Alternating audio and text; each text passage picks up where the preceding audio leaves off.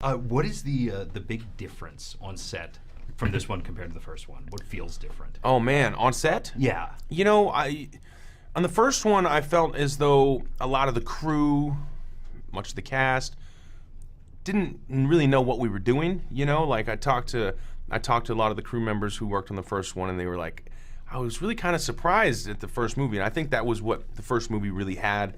Not only with the people who collaborated in making it, but also audience members. It's a big surprise. It was unexpected.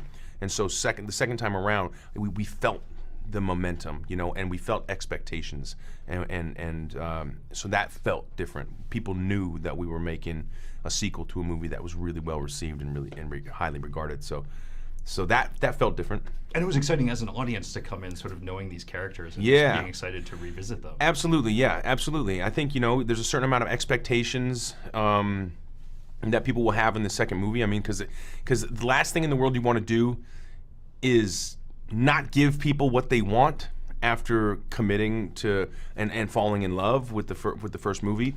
And we do give them exactly what they want, but in a way that they could never expect. So in that regard, we get to again be unexpected and get to again be surprising.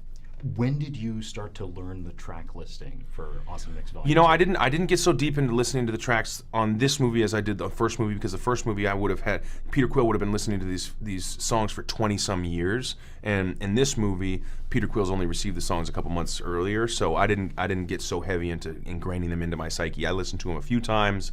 And then again, even more so this time around, we listened to them on set. I'd have them in my ear in an earwig while we're playing out a scene, so we can always feel the rhythm of the scene. Kind of, it would be just beneath the surface, you know. With everybody on set, was it like a old home week?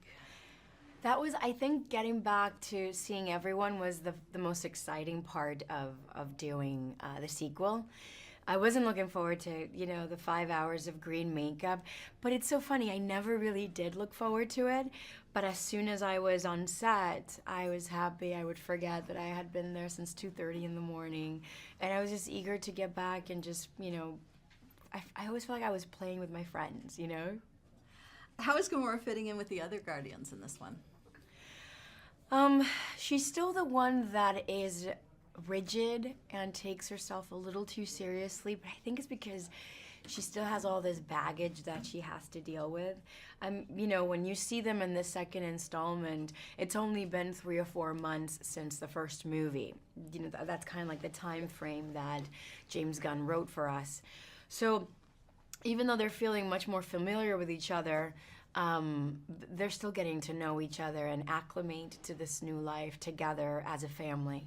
So Gamora is definitely, I would like to say that she's like the big sister role, and Dave Bautista was like, you know what, you're the mother. You need to just own it, and that's who Gamora is. She's sort of like the mother of the pack. I'm always correcting them, keeping them focused, letting them see how much of idiots they really are sometimes when they argue about things that are so arbitrary, and I'm always trying to sort of like, let's finish the task at hand, focus. So it's always You have described Drax as possibly the happiest Guardian at the start of this film. Tell me about that. Yeah, I think so. And I think it's just because I think Drax has, you know, he's found a new family.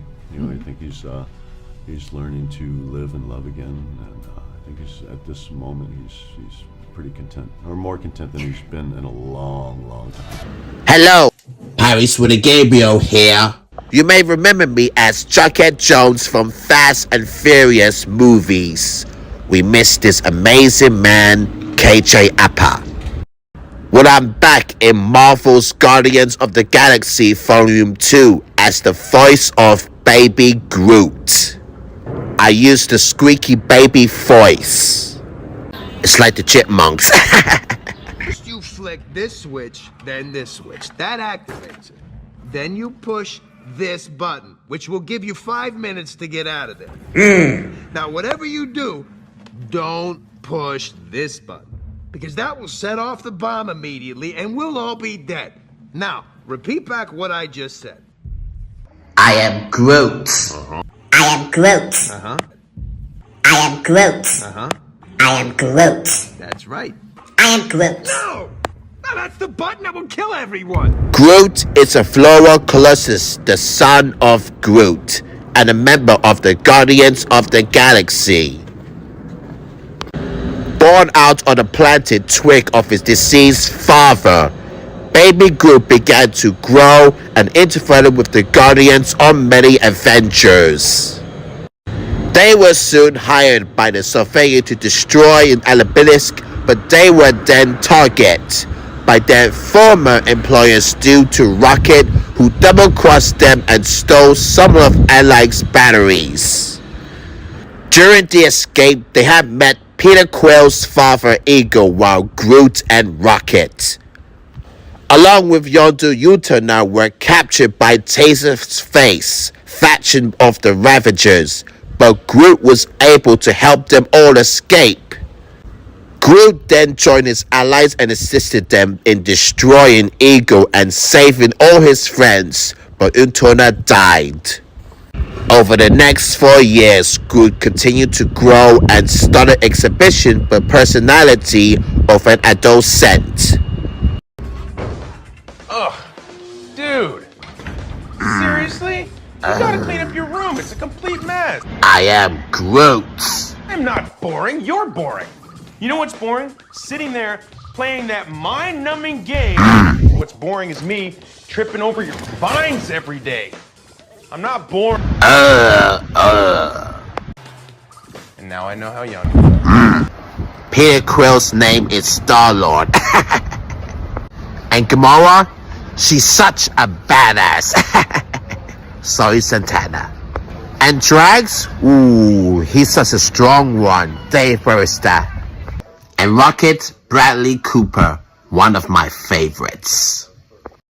The thing that got me excited about the movie really was completely James Gunn. We talked about it, and he had this idea for who Rocket could be, and it was his excitement and his vision that really inspired me, and continued to. I was so happy that we're doing a second one. I think that we learned from doing the first movie and the first journey.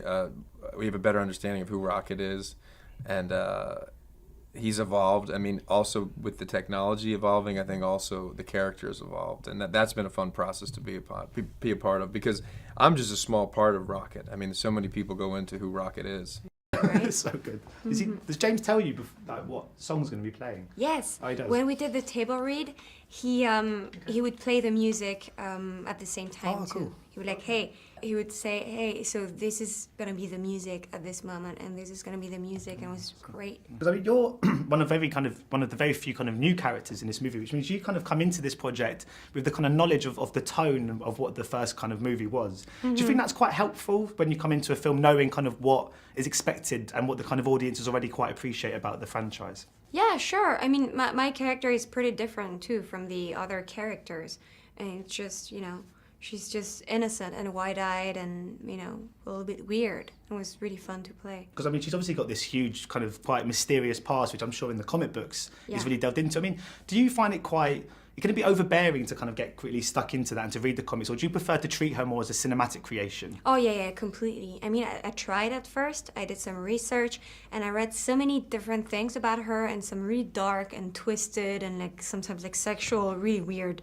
stuff, I mean, it's not like it's a novel and it's one writer who wrote about her. It's so many writers, she appeared in the 60s. So, from the 60s until now, she had so many different lives, and it doesn't make sense. It's all over the place. Even the way she looks, it was really confusing. So I just decided to stick to James Gunn's vision. And I asked him, actually, I said, hey, I want to read everything, but I'm not sure, because from what I read in the script, she's really different.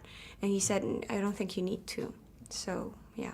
And I think his vision is more interesting than what I read, to be honest. Matt wants you to be his dad. Dave Bautista fanboys you. You walked into a serious love fest. I never know this stuff, but it's always fun to find it out. I mean, it's always fun to find it out, period. James Gunn, this is his baby. He creates this. He knows what he wants. He's completely on top of it. He's got all the layers that are fun. And he's created an incredibly dense movie. So Nebula was definitely a bad guy in the first Guardians film. That's what I love about her, to be honest. I love that she has this real dark side, and I get to explore that, which is really cool. In terms of the second film, she's still a bad guy, but we're going to get to understand her motivations for being a bad guy a little bit more. And that might not make her such a bad guy anymore, because I think as soon as we develop empathy for anyone and understand why they're doing the things that they're doing, they sort of don't seem as bad anymore. So that's definitely going to happen with Nebula. I just read it immediately and I was laughing out loud. I thought, this is funnier than the first film. And I was crying. There were real tears, and I was like, wow. Everything that I loved about the first film is in the second film, but it's just heightened. There's just more of it. And I'm going to say, even better soundtrack this time. I think the audience knows the difference. Yeah, they just do. I was doing Guardians of the Galaxy. Wow. The green screen is 5 times the size of this stage. Wow. And I look at these actors with respect. I go, how do you do this for months and months and months and not get outside and still act and try to, do your character? It's really tremendously difficult. I mean, it seems like it's easy. It's not. What we're doing out there is much easier because it's real. Yeah. You know what I mean? Things are blowing. The buildings are going sideways. So you get excited. You're outside. You're doing it as opposed to pretending to do it. So I don't look down on people that do a lot of the Marvel type films. It's just a different kind of acting that requires a whole different discipline. The difference between making this and the first one, does it feel different on set, or is it just the same? I think my manager's right away. Did I get paid more money on this one? Absolutely. Yes, that's the big difference. I got paid more money on this one. The second one was, I think our caterer was, we had a better caterer this time around. That's my second favorite thing. And my trailer was massive. I mean, yeah. I thought my trailer was, how better could my trailer get? Then I went to visit folks on the next one up. Dude, they had fake fireplaces in their trailers. It was so much more high class. I couldn't believe it. I said, wait a minute. I thought we had the best trailers, but no. Infinity Wars has the best trailers.